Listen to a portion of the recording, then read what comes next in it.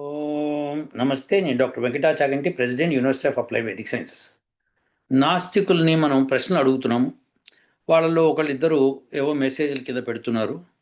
So ఒక రెండు ప్రశ్నలు తీసుకుందాము, ప్రయత్నం చేద్దాము సమాధానం చెప్పడానికి. అలానే వాళ్ళని ఇవాళ ఇంకొక ప్రశ్న అడగబోతున్నాను. మొట్టమొదట వాళ్ళు ఏం చెప్పారో ఒకసారి చూద్దాము. ఒక మెసేజ్ ఇంపార్టెంట్ ఏమైనా ఉంటే. సో ఇది ఆశీష్ అట, ఈయన ఎవరో. ఏమని రాశాడంటే, సార్ నేను ఏ మతముకు వ్యతిరేకం కాను, ఒక లెక్చరర్గా తెలుసుకున్నట్టుకు మాత్రమే అడుగుతున్నాను. వెరీ గుడ్ నాయన. ప్రపంచంలో మొదటి మానవుడు ఎవరు, వారి నివాస స్థలం ఏది? ఓకే. ప్రపంచంలో మొదటి భాష ఏది? ఓకే. వేదాలు ఎవరు రాశారు, ఏ భాషలో రాశారు, ఆ భాష ఎవరిది? ఓకే. ప్రపంచానికి మొదట ఎన్ని ఖండములు ఉన్నవి, అక్కడ ఎవరు నివసించేవారు? ఓకే. సృష్టికర్త ఎవరు, బ్రహ్మ లేక విష్ణువా లేక శివ? వీళ్ళ ముగ్గురే ఈయన కనిపించారు. ఓకే. ప్రపంచంలో మొదటి విగ్రహారాధన ఎక్కడ ప్రారంభమైంది? ఓకే. తర్వాత ఏ ఆధారంతో యుగములు లక్షల సంవత్సరాలు చెప్పుచున్నారు? ఓకే. ఇది 8వ ప్రశ్న ఏంటంటే, భారతదేశ ఆవిర్భావం ఎలా జరిగింది? ఓకే. హిందూ దేశంలోకి ఆ పేరు ఎలా వచ్చింది? ఓకే. ఈ తొమ్మిది ప్రశ్నలు అండి. ఈ నవరత్నాలకు జవాబు మీరు ఇస్తే ప్రపంచమంతా నవరత్నాలుగా మారును. కేవలం తెలుసుకుంటూ మాత్రమే అడుగుచున్నాను. మీ జవాబుల ఆధారంలో ప్రాక్టికల్గా ఉండాలి సుమా. ఇది ఆయన ప్రశ్న. అంతేకాని గ్రంథాల్లో వ్రాయబడినవి అంచేత నేను చెప్తున్నాను అనవద్దు. నేను కాలేజీ లెక్చరర్ను, గ్రంథాలను రీసెర్చ్ చేసి మిమ్మల్ని అడుగుతున్నాను, దయచేసి చెప్పండి. ఇది వారి ప్రశ్న. ఓకే, గుడ్ అండి. మహాశయ ఆశీష్ గారు, మీరు ఇచ్చిన దానిలో మీకే కాంట్రడిక్షన్ ఉందండి. అదేంటంటే, నేను ఈ జవాబులన్నీ ఇస్తే ప్రపంచం నవరత్నాలుగా మారుతుంది. ఇది మీ స్టేట్మెంట్. తర్వాత మీరు ఊరికే ఈ గ్రంథంలో ఉంది, ఆ గ్రంథంలో చెప్పొద్దు, మీరు ప్రాక్టికల్గా నిరూపించండి. ఇది నేను ప్రాక్టికల్గానే చెప్తాను ఆన్సర్లు, నో ప్రాబ్లం. కానీ ప్రపంచమంతా నవరత్నాలుగా మారుతుంది అని మీరు అన్నారు కదా, ఎలా? అది కాస్త మాకు చెప్పాలి. అది మీరు నిరూపించండి ఫస్ట్, ఆ తర్వాత చెప్తా. ఎందుకంటే అది మీరు ఏదైనా నిరూపణ కావాలంటున్నారు కదా. నేను చెప్పిన తర్వాత మేము అవ్వలేదు అనుకోండి ప్రపంచం అంతా, అప్పుడు ఎట్లా? కుదరదు కదా. ఇంత కష్టపడి మీకు చెప్పి నేను ప్రాక్టికల్గా నిరూపించిన తర్వాత అట్లా కుదరదండి. మీరు చెప్పాలి. ఇంకొకటి, గ్రంథంలో లేనిదే మీరు మటుకు లెక్చరర్గా ఎట్లా చెప్తున్నారండి? ఏదైనా గ్రంథాల్లో అంటే మీ బుక్స్లో రాసినవే కదా మీరు చెప్తున్నారు స్టూడెంట్స్కి, అవునా కదా? లేదండి నేను ప్రతిదీ ప్రాక్టికల్గా చెప్తాను, చూపిస్తాను, వాళ్ళకి చేసి చెప్తాను అని అన్నారనుకోండి, ఓకే, మిమ్మల్ని ఒక ప్రశ్న అడుగుతాను. మీరు ఏ లెక్చరర్ నాకు తెలియదు, మ్యాథా, ఫిజిక్సా, కెమిస్ట్రీ, ఇంకే లెక్చరర్ నాకు తెలియదు, కానీ 1+1=2 ఇది నిరూపించండి. గ్రంథాలు చూసి కాదండి, నిరూపించండి.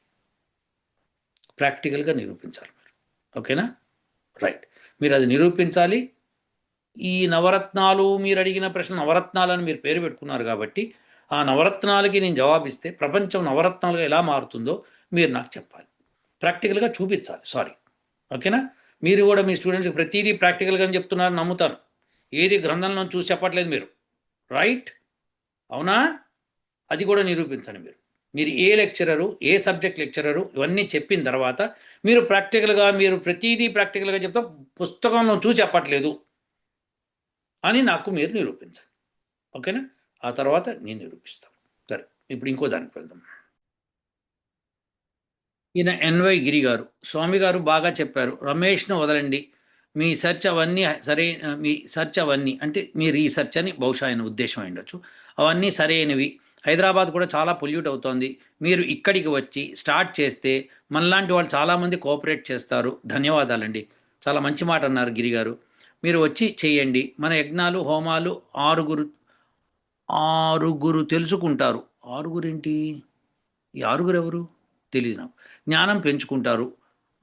పాపం డబ్బులు లేక మూఢనమ్మకాలపైన పేదవారి కొరకు ఆలోచించేవారు సవాల్ స్వీకరించలేదు సార్. ఎందుకంటే రమేష్ గారు సవాల్ స్వీకరించలేదు కదా, దానికి ఈయన జవాబు చెప్తున్నారు. మీరు మేధావులు, డబ్బున్నవారు, సాంప్రదాయ సంస్కృతులు వీరి మధ్య చూపిద్దాం రండి. ఇది వీరి యొక్క సారాంశం. గిరిగారు చాలా మంచి మాట అన్నారు. గిరిగారు వండర్ఫుల్ మాట. అయితే ఇందులో ఒక చిన్న లొసుగుంది. అదేంటో చెప్తాను చూడండి. ఇప్పుడు పొల్యూషన్ రిమూవ్ చేయడం అంటే అదేదో అక్కడ మురికి పట్టింది, దాన్ని రిన్నేసి తోమేస్తే పోతుంది అన్నట్టు కాదండి. ఎందుకంటే పొల్యూషన్ ఈరోజు ఉంది, రిమూవ్ చేసాం, రేపు పొద్దున మళ్ళీ తయారవుతుంది. ఎందుకంటే మనుషులు ఫ్యాక్టరీలు నడిపిస్తారు, కార్లు, వెహికల్స్ అన్నీ నడిపిస్తారు. అలానే మనుషులు తింటారు, తర్వాత గ్యాస్ వదులుతారు, యానిమల్స్ తింటాయి, గ్యాస్ వదులుతాయి. అలా మొత్తము సర్వం మళ్ళీ కలుషితం అవుతూ ఉంటుంది. మురికి నీరు చేరుతూ ఉంటుంది, డ్రైనేజ్ వాటర్ వస్తూ ఉంటుంది, ఆ వాసనలు ఈ వాసనలు వస్తూనే ఉంటాయి. వాటన్నిటిని మళ్ళీ రోజు క్లీన్ చేయాలి, మళ్ళీ నెక్స్ట్ డే వస్తూనే ఉంటుంది. మరి రోజు వారి యజ్ఞాలు చేయాలి. దానికి ఒక సిటీ హైదరాబాద్, మీరు మీ హైదరాబాద్ అన్నారు, మీరు రండి సార్ మేమంతా మాలాంటి వాళ్ళంతా కోఆపరేట్ చేస్తూ ఉన్నారు. కాబట్టి హైదరాబాద్ మొత్తము మనం ధనం కలెక్ట్ చేసి చేయాలి. ఎందుకంటే ఎవరో ఒక్కళ్ళు చేసే పని కాదు నాయన ఇది, అందరం కలిసి చేయాలి. కాబట్టి మీరు డెఫినెట్గా మనం అందరం కలిసి ధనం వేసుకొని హైదరాబాద్ని క్లీన్ చేద్దాం. ఓకే, చేసేసి మనము అట్లా రోజువారీగా చేసుకుంటూ వెళ్దాం. చేసుకుంటే అయిపోతున్నాం. హైదరాబాద్ ఎప్పుడు సుభిక్షంగా హాయిగా ఉంటుంది, ప్రశాంతంగా. ఓకే, ఈ విషయం ఆలోచించండి, మీరు నాకు మెసేజ్ పెట్టండి, అందరం కలిసి బ్రహ్మాండంగా తయారవుదాము. ఎవరో నాకు మెసేజ్ కూడా పెట్టారు, వాట్సాప్ గ్రూప్ ఒకటి క్రియేట్ చేసుకొని మనం అందరం డబ్బులు కలెక్ట్ చేసి చేద్దాం సార్ అని. మనం అంతా కాదు, హైదరాబాద్ అంతా ఇవ్వాలి నాయన, ఎందుకంటే వాళ్ళది కూడా బాధ్యత. లేకపోతే ఏం చేస్తారు తెలుసా, మీ ఇంటి పక్కనోడు చెత్త తెచ్చి మీ ఇంట్లో వేస్తాడు, నువ్వు ఎట్లా క్లీన్ చేసుకున్నా చేసుకో అంటాడు. అంత దుర్మార్గులు ఉన్నారు మన దగ్గర, నీచులు, ఇంకా మాట్లాడాలంటే కమీనాలు. అలాంటి వాళ్ళు అసలు మనకి ప్రపంచం అంతా ఉన్నారు. కాబట్టి వాళ్ళు కూడా ఇన్వాల్వ్ అయ్యి వాళ్ళు కూడా ధనం వెచ్చిస్తేనే అవుతుంది. మీరు ఎట్లయితే కార్కి పొల్యూషన్ ట్యాక్స్ కడతారు, ప్రతి సంవత్సరం కడతారు, ఒకసారి మీకు లైఫ్ ట్యాక్స్ కడతారు మా రోడ్ల కోసం, అలానే ఇక్కడ కూడా ప్రతి సంవత్సరం మేము కడతాం. పైగా ఇంజిన్ అవన్నీ నీట్గా ఉన్నాయని ఇన్స్పెక్షన్ అయిన తర్వాత కూడా ట్యాక్స్ కట్టాలి. ఓకే, రోడ్డు మీద నడిపించినందుకు ట్యాక్స్ కట్టాలి. అలానే పొల్యూషన్ ట్యాక్స్ అని గవర్నమెంట్ కలెక్ట్ చేయాలి. అప్పుడు మనందరి మీద బాధ ఉండదు. అందరూ తలా ఎంత వేసుకుంటారు, అందరికీ మహా అయితే ఒక్కొక్కరు 100 రూపాయలు పడుతుండొచ్చు, మహా అయితే 200 పడవచ్చు సంవత్సరానికి, అది కూడా. సో ఇలాంటి ధనం గవర్నమెంట్ కలెక్ట్ చేసింది అనుకోండి, దాంతో మనము బ్రహ్మాండంగా సిటీని సారవంతంగా, బ్రహ్మాండమైన, నీట్గా, ప్యూర్గా, పొల్యూషన్ ఫ్రీగా ఇలా చేయొచ్చు. ఓకేనండి. ఎన్వై గిరి గారు, మంచి ఆలోచన అండి, ఐ అప్రిషియేట్ యూ అండి. ఇప్పుడు ఇంకొక మెసేజ్కి వెళ్దాం. ఈయన యూజర్ V5B5J, సరే ఈ పేరు ఏదో రాసుకోలేదు ఈయన. సైన్స్కి నమ్మకానికి ఏమీ సంబంధం లేదు. సైన్స్ అనేది అబ్జర్వేషన్స్ని ఇంటర్ప్రెట్ చేసి ఎక్స్పెరిమెంట్స్తో వ్యాలిడేట్ చేస్తారు. సైన్స్కి ఈ లా ఇది ఫైనల్ అని చెప్పడు. నేను కరెక్ట్ అని గోల చేయడం సైంటిస్ట్ లక్షణం ఏ కాదు. You are not speaking like a professor. బో యూజర్ గారు, ఆయన ఇంకోటి కూడా పెట్టాడు. అసలు సైన్స్కి వాల్యూ వచ్చింది దాని నుంచి డెవలప్ అయిన టెక్నాలజీ వల్ల. నేను గొప్ప, నా సైన్స్ గొప్ప అని ఏ సైంటిస్టు అనడు. అన్నా దాన్ని ఎవరూ పట్టించుకోరు. మీ దగ్గర ఉండే సైన్స్తో ఏమైనా టెక్నాలజీ డెవలప్ చేయకూడదా? ఎందుకు ఈ టైం వేస్ట్ పంచాయితీ? అబాబాబాబాబా, రమేష్ గారిని వెనకాల వేసుకొస్తున్నాడు, బహుశా ఆయన ఫ్యాన్ అయి ఉంటాడు. సరే, technology is one supporting proof for scientific theory. అసలు కొద్దిగా ఇంగ్లీషు, కొద్ది తెలుగుని ఇంగ్లీష్లో రాసి, ఆహాహాహా ఏం టెక్నాలజీ అయ్యా. పోయి ఏమన్నా టెక్నాలజీ డెవలప్ చెయ్యి పోయి. ఇప్పుడు కూడా వాళ్ళు మా సైన్స్ గ్రేట్ అని చెప్పట లేదు, ఇది మా అబ్జర్వేషన్ అని మాత్రం చెప్తున్నారు. యూజర్ గారు, వాళ్ళు ఎప్పుడు ఇది మా అబ్జర్వేషన్ మాత్రమే చెప్పట్లేదు, ఇది బహుశా మీకు తెలిసినట్లేదు. Let me make it very clear to you. Okay, వాళ్ళు సైన్స్లో ఏది కనిపెట్టినా, ఇప్పుడు ఫర్ ఎగ్జాంపుల్ నేను నిన్న కెప్లర్స్ లాస్ గురించి చెప్పాను, ఆయన పబ్లిష్ చేశాడు. పబ్లిష్ చేసిన తర్వాత అది తప్పు, అది ఒప్పు అని ప్రూవ్ చేయడానికి ఎవరి దగ్గర ఏమి లేదు. ఆయన కూడా ఇది ఇది కరెక్టో కాదో ఆయనకి తెలియదు. నేను అబ్జర్వ్ చేశారని చెప్తాను చూసారా, ఎస్ అబ్జర్వ్ అని మేము అబ్జర్వ్ చేసింది ఇది అని చెప్పి మ్యాథమెటికల్ ఫార్ములాలు ఇస్తున్నారు అన్నారుగా, అది కూడా ఓకే. కానీ అది దానికి కరెక్ట్ అని ప్రూఫ్ లేకపోతే అది ఎందుకు పబ్లిష్ అవుతుంది మరి? అబ్జర్వేషన్స్ మనం పబ్లిష్ చేసుకోవచ్చండి. వేదాలు కూడా అవే. వేదాలు బీజ రూపంలో ఉన్న మంత్రాలు, వాటిని తీసుకొని మీరు ఎందుకు నిరూపించరు? కొంత తప్పని నిరూపించండి. మన దేశంలో సంపత్తిని మటుకు మనం ముట్టం. విదేశాల వాళ్ళది గొప్ప అని చెప్పుకుందుకు కెప్లర్స్ లాస్ని దానికి ప్రూఫ్ లేకపోయినా దాన్ని తీసుకొని ముందుకెళ్ళిపోయారు. తర్వాత తప్పు అనుకున్నారు అనుకోండి, వేరే ఫార్ములా వస్తుంది. కానీ ఫస్ట్ కెప్లర్ పేరు అయితే చెప్తారు, తర్వాత ఈ పేరు చెప్తారు, వెళ్తారు ముందుకి. మన దేశంలో ఉన్న సంపత్తిని కూడా మనం ఎందుకు తీసుకెళ్ళలేకపోతున్నాం? ఎందుకంటే మీకు తెలియదు యూజర్ గారు, మన దేశానికి విపరీతమైన పాశ్చాత్యులు వచ్చి మన మీద హుకం చలాయించి మన దగ్గరున్న మేధా సంపత్తిని చంపేశారు. చంపి వాళ్ళ విద్యని ప్రవేశపెట్టి మీలాంటి వాళ్ళకి తెలియకుండా చేశారు ఆ మేధా సంపత్తి. అందుకే నేను తెలియజేయడానికి ముందుకు వస్తున్నాను. కాబట్టి పిచ్చిగా మాట్లాడకండి. మేము గొప్ప మేము గొప్ప కాదు ఇక్కడ. వేదంలో ఒక తప్పు మీరు చూపించండి. చూపించలేకపోతే ఇలాంటివి మాట్లాడద్దు మీరు. మేము గొప్ప మేము గొప్ప మేము ఎప్పుడు అనం ఆ మాట. వేదం గొప్పదని చెప్తాం. ఎందుకంటే వేదం సర్వసత్య విద్యల పుస్తకం కాబట్టి. ఓకే, ఎలానో చెప్తా చూడండి. దానిలోంచే గణితం బయటకు వచ్చింది. దానిలోంచే గణితం వచ్చింది. లేకపోతే మీకు సున్నా అన్నది తెలియదు. ఒకసారి పాశ్చాత్య మొత్తం సైంటిస్టులు ఏమంటున్నారు వినండి. ఐన్స్టీన్తో సహా ఒకటే చెప్పారు. భారతదేశం కనుక మనకి జీరో ఇవ్వకపోయి ఉంటే మనం ఈ పాటికి అడవుల్లో కట్టెలు కొట్టుకుంటూ ఉండేవాళ్ళం అని చెప్పి. Simple story. కాబట్టి మేము గొప్ప మేము కాదు, మీరు చేసింది పబ్లిష్ చేసి ఇది కరెక్టు ఇది కరెక్టు. ఇప్పుడు భూమి పుట్టి 4.54 బిలియన్ సంవత్సరాలు అయిందని చెప్పడం ఎందుకు? అయి ఉండొచ్చు కాకపోయి ఉండొచ్చు అని చెప్పాలి. కాకపోయి ఉండొచ్చు అని ఎక్కడ చెప్పట్లేదు మీరు. చెప్పకుండా పిచ్చి మాటలు మాట్లాడుతున్నారు. సైన్స్ కరెక్ట్ చెప్తుంది, కానీ మీరు మాట్లాడేది పిచ్చిగా ఉంది. వాళ్ళు రాసేవాళ్ళు కూడా అలా రాయాలి. ఇప్పుడు మీరు what is the age of earth అని మీరు గూగుల్ చేయండి, 4.5 బిలియన్ ఇయర్స్ అని ఇచ్చేస్తుంది. అంతేకాని అయ్యి ఉండొచ్చు, ఇంకా తక్కువ ఉండొచ్చు, ఎక్కువ ఉండొచ్చు, కానీ ఇప్పటిదాకా మనకు తెలిసింది అయితే ఇది అని చెప్పట్లేదు. సో దయచేసి అర్థం చేసుకోండి యూజర్ గారు, మీకు తెలియదు. ఏదో మీరు ఆ నాస్తిక భాష వాడుతున్నారు. ఆ నాస్తికుల మాటలు విని, ఆ వీడియోలు విని విని విని మీ చెవులు తుప్పు పట్టి ఇలా మాట్లాడుతున్నారు. వేస్ట్గా మాట్లాడకండి. నేను అడిగిన ప్రశ్నకు సమాధానం ఇచ్చే ధైర్యం ఉంటే చేయండి. వాళ్ళైతే కెప్లర్ లాని తీసుకొని ముందుకెళ్ళొచ్చు, కానీ మనం వేదాన్ని మటుకు ముందుకు తీసుకెళ్ళమా? లేదంటే అది కరెక్టు ఇది తప్పు, ఇది తప్పు నిరూపించి అది కరెక్ట్ అని నిరూపించు. కెప్లర్ వచ్చి దాని ప్రూఫ్ అసలు లేనే లేదు. కొన్ని వందల సంవత్సరాల దాకా అసలు ఏం లేదు. దయచేసి ఇట్లాంటి పిచ్చి మాటలు మాట్లాడకండి. మన దగ్గర కెప్లర్ కంటే ముందర, కెప్లర్ ఇంకా 1609, మన దగ్గర సూర్య సిద్ధాంతంలో స్పష్టంగా అన్ని ఇచ్చారు. 2000 సంవత్సరాల క్రితంది. ఎస్, దాని గురించి చికాగో ప్రెస్లోనూ, తర్వాత కాలిఫోర్నియాలోనూ ఆ ఎడ్యుకేషన్ డిపార్ట్మెంట్ దగ్గర మన గ్రంథాలు ఉన్నాయి. వాళ్ళే గూగుల్ చేయండి, దొరుకుతాయి మీకు. వాళ్ళే చెప్తున్నారు ఆ విషయాన్ని. సో జోకులు వద్దండి ప్లీజ్. మీరు కొద్దిగా సీరియస్గా ఉండాలి. నేను అడిగే ప్రశ్న సీరియస్ జవాబు చెప్పాలి. ఓకేనా? సో ఇప్పుడు మీకు యూజర్ గారు, మీకు ఇందాక నేను ఆయన అడిగాను ఎవరినో ఒక ప్రశ్నకి జవాబు, మిమ్మల్ని కూడా అడుగుతున్నా.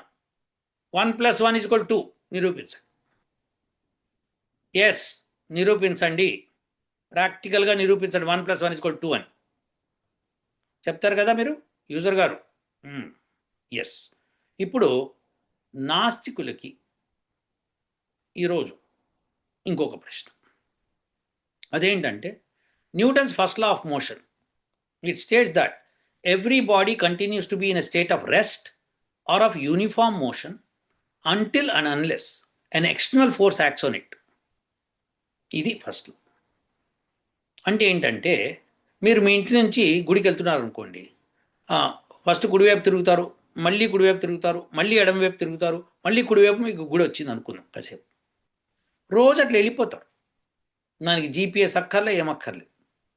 ఎవరిని అడిగారు అనుకోండి మిమ్మల్ని గుడికి ఎట్లా వెళ్ళాలండి అని, మీ ఇంటి దగ్గర వచ్చి ఎవరిని అడిగారు అనుకోండి, ఏముందండి రైట్ సైడ్ స్ట్రైట్కి వెళ్ళండి, అక్కడ సందు వస్తుంది, ఫస్ట్ సందులో తిరగండి, ఆ తర్వాత ఎడమవైపు తిరగండి, ఫస్ట్ కుడివైపు తిరగండి, తర్వాత ఎడమవైపు తిరగండి, అక్కడ మీకు కుడివైపున గుడి కనిపిస్తుంది అంటారు. మీరు అంత ఖచ్చితంగా ఎలా చెప్పారండి మీరు? బికాస్ రోజు వెళ్తున్నా కాబట్టి. రోజు వెళ్తే మటుకు ఉంటుంది అక్కడ గుడి. అక్కడ ఉండాలని ఉంది, మళ్ళీ మారిపోవచ్చు కదా. అంటే గుడి ఎక్కడన్నా మారుతుందా అండి? ఎక్కడన్నది అక్కడే ఉంటుంది అంటారు. అంటే every body continues to be in a state of rest అని మీకు తెలుసు. మన న్యూటన్ చెప్పిన గొప్పతనం ఏంటి ఉందండి? ఆయన చెప్పింది ఏంటంటే every body continues to be in a state of rest or continues motion. అంటే కంటిన్యూగా మూవ్ అవుతూనే ఉంటుంది అనమాట. అంటే దానికి ఎక్స్ప్లెనేషన్ ఏంటంటే యూనిఫామ్ స్పీడ్తో వెళ్ళిపోతూనే ఉంటుంది.